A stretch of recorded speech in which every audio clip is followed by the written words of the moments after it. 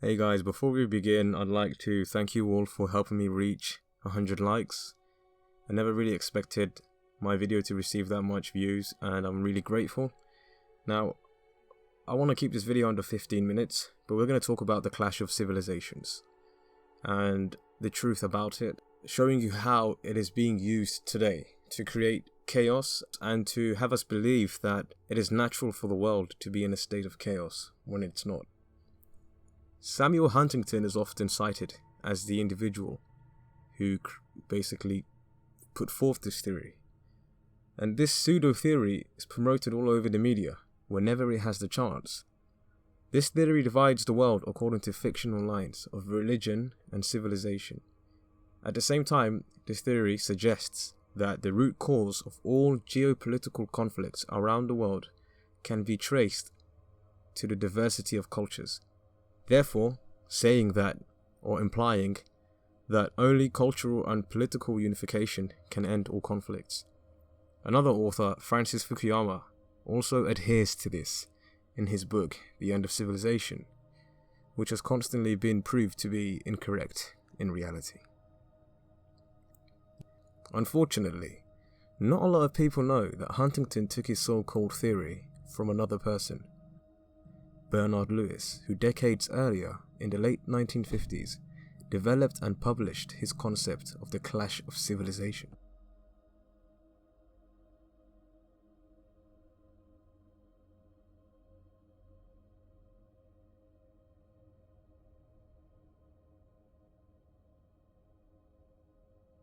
In Bernard's concept, the Christian world and the Muslim world are destined to come face to face with one another and face off until the end of history, or rather until an end-time scenario or an eschatological scenario which will benefit an uninvolved observer.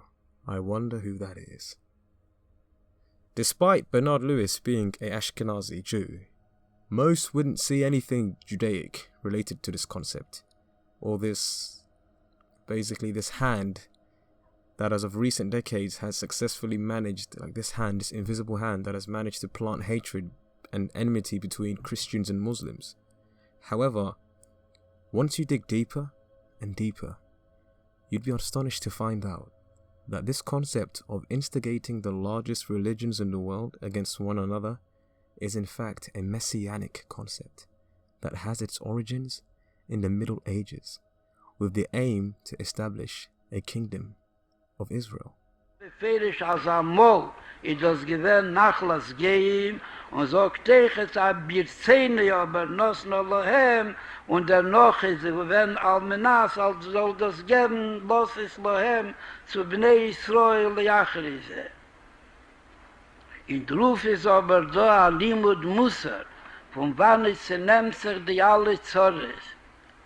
Was mir verruft sich an der berühmte Hachlote, was hat dem Namen von Reish Mem Beis.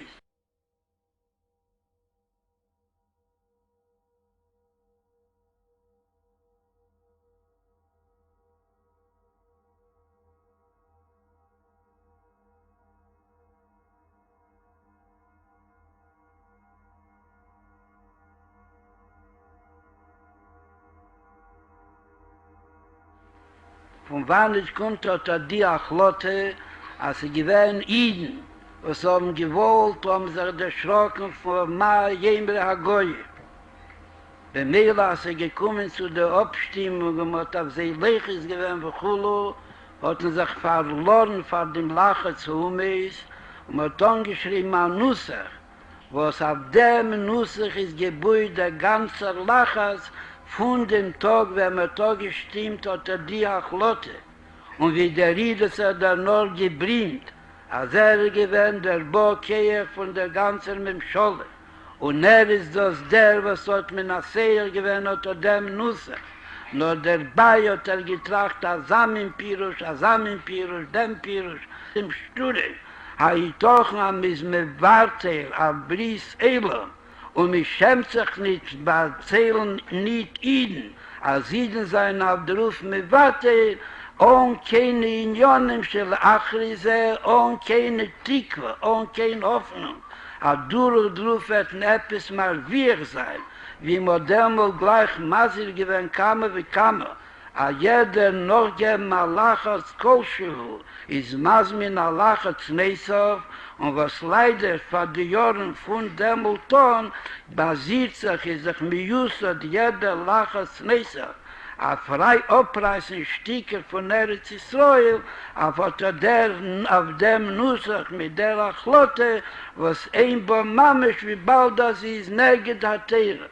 Sie mit Chas wie Scholem nicht entfernen in Dover Borre, das nicht Duru wird sein, Kirov Alvovis mit eine Yehudi Pleni und eine Yehudi Sheni, eine Yehudi Schlische. Nur dass Duru wird beide Sachen sehen. This led to the establishment of the Zionist movement, which, to be truthful, was just the cherry on top. Most people focus too much on Theodor Herzl, when the origins of this obsession in establishing a state in the Middle East is far much older than him. I'll make a video on that soon. Now back to this video. Mr. Bernard Lewis, who, if you did not know, holds Israeli, British and American passports, is not a random political analyst. He is a strategist that worked at the heart of these superpowers, ultimately for the benefit of Israel. This billionaire will leave behind a legacy of being the only one to place a theoretical and scientific mirage upon this messianic strategy, and history will acknowledge that Samuel Huntington further disguised this strategy and relayed it unto the masses in order to justify the ongoing chaos and war around the world and in the Middle East in particular, which, by the way, is not a natural state of affairs in the world, in case you might have been thinking. The thing about terrorism is that it's never really been an international phenomena, nor has it always benefited from the portrayal in popular media and Hollywood films on a worldwide scale. What we today call terrorism, probably incorrectly, can take a variety of different forms. A comparison could be made between the terror that came with the expansion of Cromwell's reign during the 17th century in the aftermath of the English Civil War, and the terror that took place when the Wahhabi Bedouins were expanding their mini-state and sacked entire towns in Arabia. Now, at the same time, you can also compare the French Revolution, often viewed positively, with the social anarcho-revolutions over the last 100 years. What these seemingly different events, which were all achieved through territorial conquest, what they all have in common is but only one commonality, and that is mass extermination as a means through which they can achieve ideological domination. The aim was to construct new, modern institutions on the very ruins of traditional societies. The socialist mindset behind these cataclysmic historical events also gave rise to the Haganah, created in the early 1920s, which in turn led to the creation of the Irgun, both of these being Jewish homeland militia terrorist organizations. Basically, they were armed and they were fighting to remove Palestinians, and they eventually, this eventually formed the basis of the IDF, all three having the same purpose: to support and expand Jewish settlements on Palestinian land. It should be noted that there are two types of terrorism. This is something that you should all be aware of. If you observe the events, you can actually tell the difference between the two. There is Wahhabi terrorism, typically directed from the US, whose aim is territorial conquest and the destruction or disintegration of nations. If you don't believe me, just look at Syria and look at Libya, look at Iraq, and then look towards a nation with the most mess on their hands.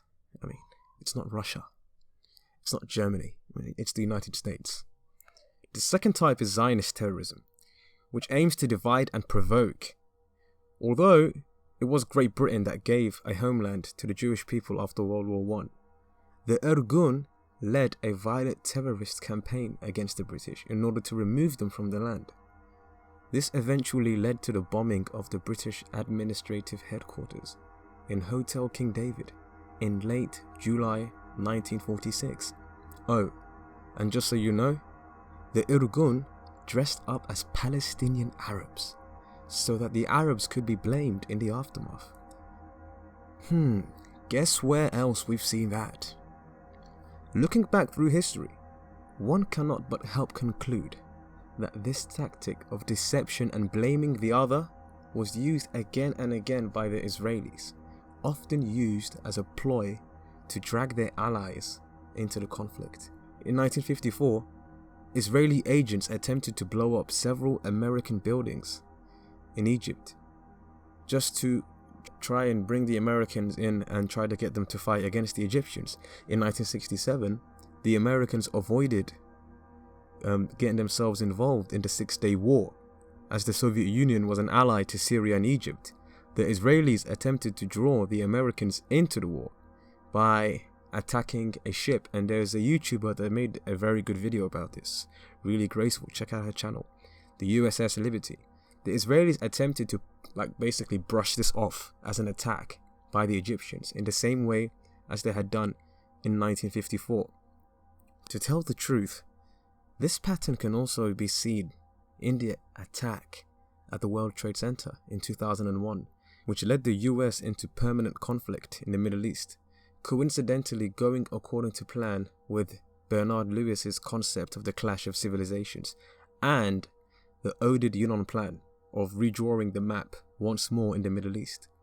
Before you dismiss me for having these views regarding 9/11, the attacks at the World Trade Center were viewed with suspicion by various politicians, scientists, and analysts alike. There were a number of facts emerging from 9/11 that immediately pointed towards the events that occurred in the mid-20th century. The case in point being the bombing at the Hotel King David, initially a false flag, and the false flags that occurred in 1954 and 1967. Now, looking at the evidence highlighting the implication of the Israeli secret services in 9/11, you also have the fact that 5 Israelis were arrested by the NYPD. They were found happy and dancing and rejoicing while taking photographs of one another in front of the burning towers. The police also found documentation in their possession which demonstrated that they knew the exact location and time of the event and the attacks. It turned out that they were Mossad agents. Their names were Sivan and Paul Kurzberg, Yaron Shmuel, Oded Elna, and Omar Marmari. 36 other Israeli agents who went undercover as students in universities, and they lived close to the 15 of the supposed hijackers. There was also an article published in the New York Times in February 2009, revealed that Ali al-Jarrah, who was a cousin of Ziad al-Jarrah, the hijacker of flight UA-93, had been a Mossad spy for 25 years and had infiltrated the Palestinian resistance movement in the 1980s. Also, the US Army School of Advanced Military Studies released a report that was quoted in the Washington Times, which stated that Mossad has the capability to target US forces and make it look like an Arab-Palestinian act, basically admitting that they can perform false flags. What's more is that journalists working for the Le Monde revealed on February 2015 that a Mossad agent in Panama, Shimon Yalin Yelinik, had confessed to having funded the 9/11 terrorists. Benjamin Netanyahu, Bibi, the current Israeli Prime Minister, gladly admitted that the attacks also benefited Israel. The Israeli newspaper Ma'ariv quoted Bibi, who said that the 9/11 attacks had been good for Israel, and he added, "We are benefiting from one thing, and that is the attack on the Twin Towers and the Pentagon, and the American struggle in Iraq. These events have swung American public opinion in our favor."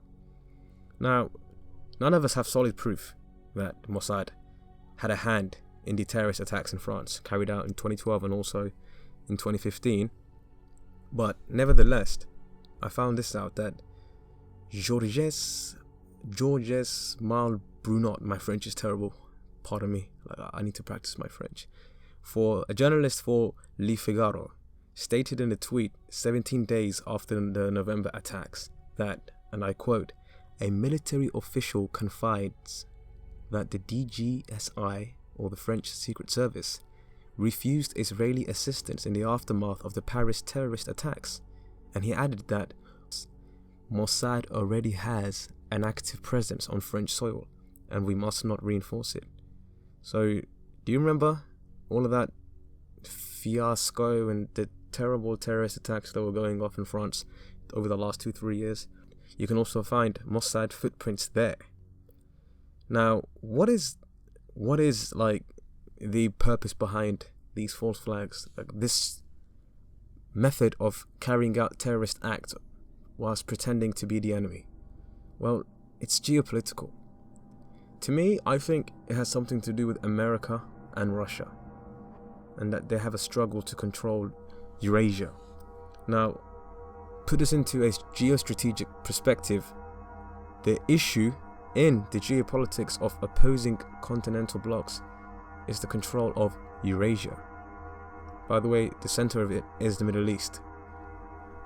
This can be taken back to the Atlanticist policy, whose strategy for the year 2000 onwards were developed by none other than Brzezinski, consists of penetrating themselves deeply into Eurasia by making Europe one of the vast pillars of American-backed Eurasian structure of security and cooperation.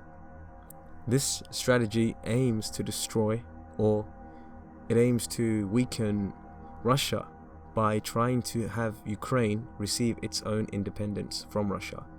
This would change the very nature of Russia. You know, there's a saying that goes, without Ukraine, Russia ceases to be a Eurasian empire. And this is why Putin took Crimea, albeit without war. So you gotta give that man props. Russia is the main target.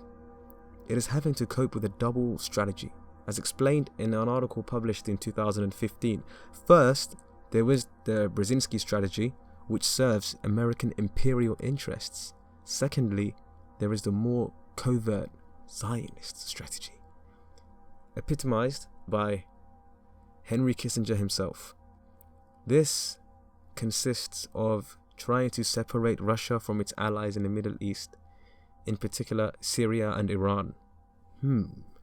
So far, Putin's Russia has withstood the Kissinger strategy. On 11 May 2014, Kissinger declared that we should not isolate Russia, that it's in everybody's interest that it be maintained in the international system. As far back then, in 2008, he also reached out to Russia, claiming that the US should seek an agreement with Russia. At the same time, Kissinger described Iran as being a danger for the region, in accordance with the Israeli geopolitical doctrine. This was a strong message to the Russians. You will remain in the international system provided that you abandon your Middle Eastern allies in favor of Israel. But this deal, or this hand, was a trap. The ultimate goal was to weaken Russia. The conclusion from this is obvious. The stabilization and the continued existence of the Middle East, the Maghreb, and Europe depend on a formation of mutually beneficial strategic axis. This would lead to Brzezinski's worst nightmare, the loosening of transatlantic ties, which would bring an end to America's primacy in Eurasia. What we've done in this video is I've tried to bring into light of how the Clash of Civilisations is being used as an explanatory theory to why Muslims can't get along with people, when in fact this has nothing to do with what's going on. This chaos has been created and it's being maintained because it benefits a certain part of the world while it harms another. In the next video, I will expose the Clash of Civilisations and its esoteric or medieval messianic origins, and how it has nothing to do with geostrategic and geopolitics, and rather it has everything to do with messianism, or a sect of Jews believing that they have to carry out steps in order to usher in the age of the Messiah. This has been me from the Light channel, and thank you.